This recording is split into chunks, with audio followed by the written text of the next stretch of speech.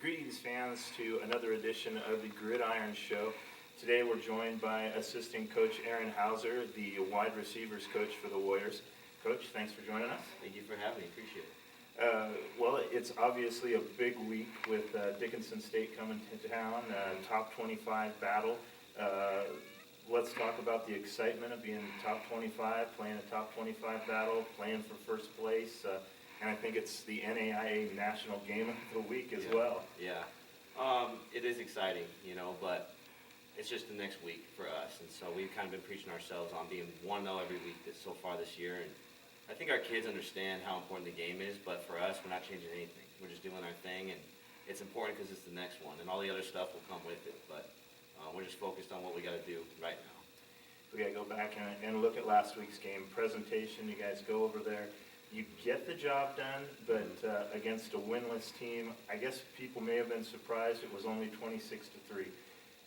Happy with the performance, or was last week a tough one for you guys? Well, anytime you go on the road and win in college football, I think that's a big deal. And Coach Finley says it's hard to beat teams on the road. And the game was weird. It was late, way later than our normal games. It was windy, it was cold. Not to make excuses, but it was just one of those weirder games for us. So we went up there and found a way to get it done, and so we're thrilled about that. Our defense played outstanding, and offense did enough to make it happen. So happy to just get out of there and keep rolling.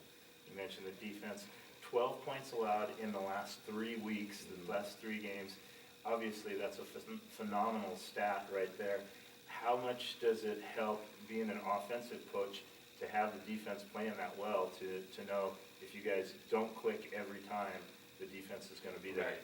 Takes a lot of pressure off, I think, but we, anytime that we get an opportunity with the ball in our hands, we try to make it happen, and our defense is playing outstanding, and that gives us definitely some comfort to maybe be a little bit more aggressive at times with our play calls, knowing that the guys on the other side of the ball are going to take care of business for sure.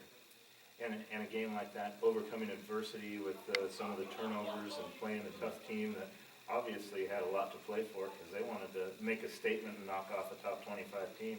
How nice was that you guys did hit the road, played late, overcame adversity, and still performed well? Yeah, Coach Littrell kind of said the best 0-7 team in the country at that time. I mean, watching film on those guys, they were playing really good football, and their record didn't reflect how good of a team I think they were, and they played hard, and they brought it. It was toe-to-toe for quite a while, so we held it together. We were poised, I think. And I think that's the makings of a great football team, is teams that can kind of overcome some of that adversity and make it happen, find a way, for sure. Let's talk offense. The first couple weeks of the season, and it's something we've talked with a lot of the other coaches about, the team was still finding its rhythm, finding a way to gel offensively. What is going right now offensively? Because obviously you guys have been rolling the last few weeks. Absolutely. I think that we had some good puzzle pieces. We just didn't know how they fit yet early in the year, and we had some things shake out. A couple guys didn't play for a few weeks, an injury here or there, and then all of a sudden we I think it was the Wisconsin River Falls game where I think we felt for the first time we were starting to really gel, and then from there it started to kind of click a little bit more and more, and then we got really rolling. And I think that our kids are playing confidently. They know what we're doing. They have better football IQs. And I think that allows us to do what we've been doing and doing it at a high level for sure. Yeah. Talk about the receiving core. Obviously, Bo Hilton Joseph. He helps a little bit. He does a great job running the offense, but he's got so many weapons. And I think at the start of the year we saw Sam Huntley, we saw Ryan Martinez, we saw those as the go-to guys. Sure. But now you're seeing guys like Trayvon. I mean, in the press box, people are like, 80? Who's 80? Yeah, that is the punter, Zach. So how nice is it to see that the depth there and some of those younger guys starting to develop into great talents? Yeah, they worked their butts off. Losing Sam early was a big blow for the receiving core. Ryan Martinez had a bit of a slow start as well, just kind of being really the only returner. Trey's come along. Ryan Harrison's been here forever, and he's done a great job, and this is the best season he's had up to this point. Zach Morrell's been doing a really good job stepping in, and I think learning the offense and then playing at a high level and confidently. And Jake Conlin being a local kid who was on the radio show last night, and he made the transition to receiver. We got some other young guys, that are working in there as well. But They're a really good group. I really enjoy spending time with those guys. I think that goes a long way, and I'm not afraid to chew their butt a little bit, and they can take it. And then I'm also there to love them up and celebrate with them when they make it happen. So they all bring something different, but they're a great little unit, and hopefully they can show up on Saturday. That's for sure. I'm guessing Bo loves the fact that he's got so many targets and they're playing so well and that they're so dependable. Yeah, absolutely. I mean, during the work week is when you guys don't see it as much, and we're getting on their butt a little bit and trying to, hone things in. And Bo's been doing this for so long that he knows exactly how everything's supposed to look, where it's supposed to be, and he makes us better a lot of the time.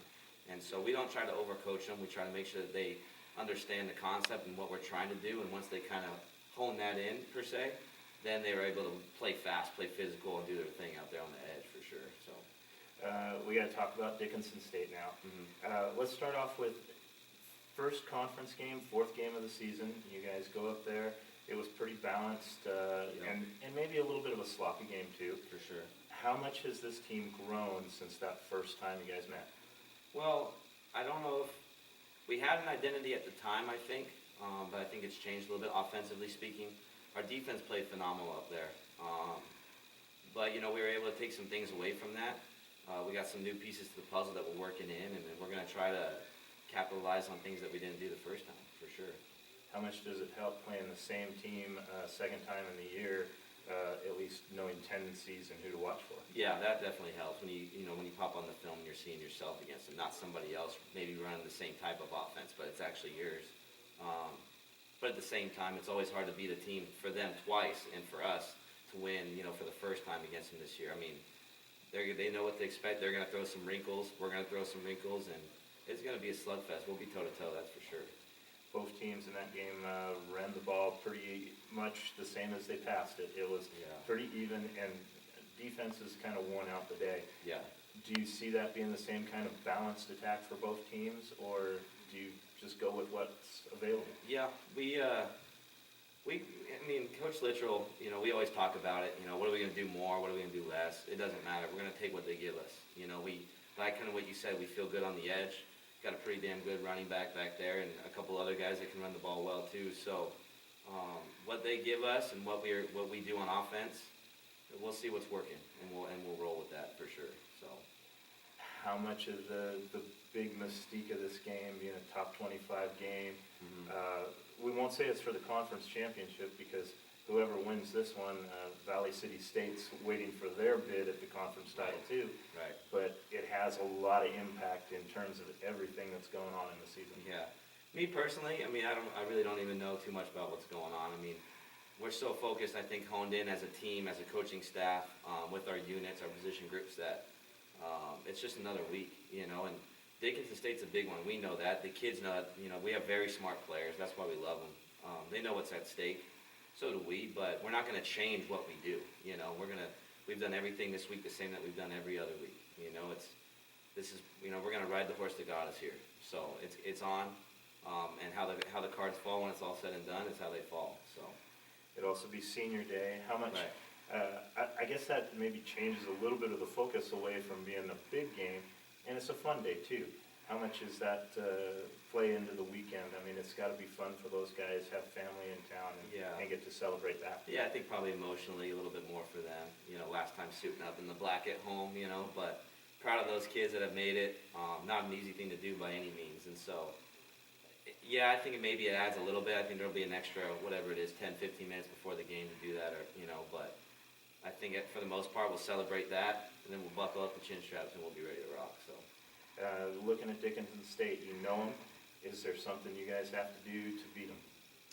Yeah, we got to run the football well. Got to play great defense. Got to be able to tackle, not give up the big play.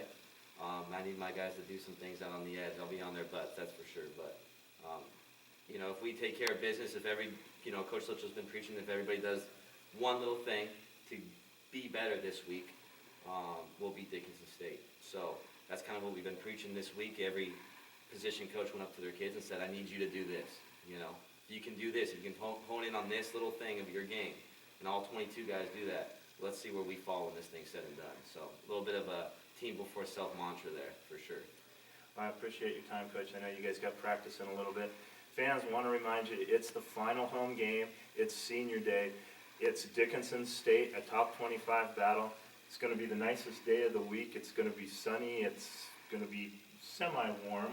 Bundle up, but there'll be lots of excitement, so that'll keep you warm too. Hopefully, yeah. Come out to the ballpark Saturday, 1 o'clock kickoff. It's top 25 Warriors against number 21 Dickinson State in a battle for the league lead. So come on out and cheer your Warriors on to victory. Coach, I want to thank you again, and Absolutely. good luck this weekend. Appreciate it. Thanks for having me.